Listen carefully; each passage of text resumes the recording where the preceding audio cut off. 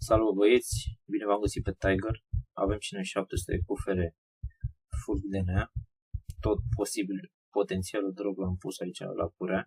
Să vedem ce ne pică, să fie cât mai curat drogul. Ia să vedem câte story facem, câte schimbă și foarte important, câte site-uri. Hai să vedem. Îi dăm bătaie. Ok, astea ne interesează. Pietrele din nou sunt foarte bune și site-uri și fasole. Ok, să-i dăm bătaie.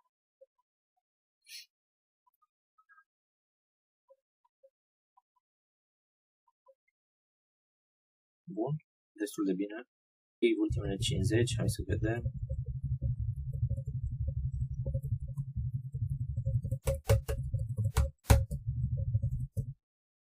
Ăștia au fost permisele ăștia, poate ne trebuie. Ok, fasole. Mai facem și de aici ceva. Cine are nevoie de alchimie plus 4, îi bag cu drag, doar să lase acolo. Site-uri destul de ok, ne ajută foarte mult. Mănunchi, pietre 300, foarte bine.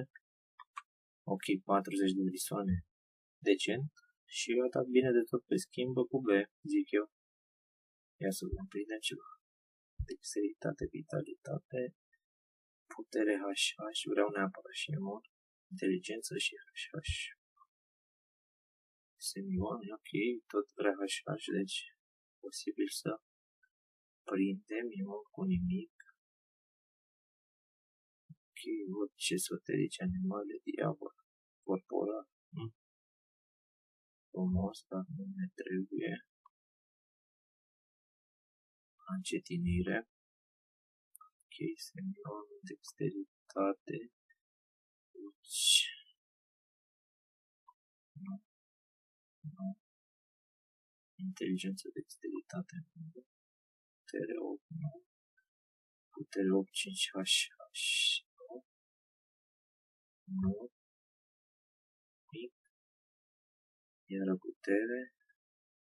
Ok, diavol 10. O schimbasem și nu văzut. Inteligență 8, 20 diavol. Nu. Și 3 HH. Bun, ce să facem? O lăsăm așa deocamdată. Nu mai găsim schimbă, poate să vrem la un moment dat. Ok, și cam atât, ăsta e dropul. Vedem în ce băgăm și prisoanele, sigur o să găsim.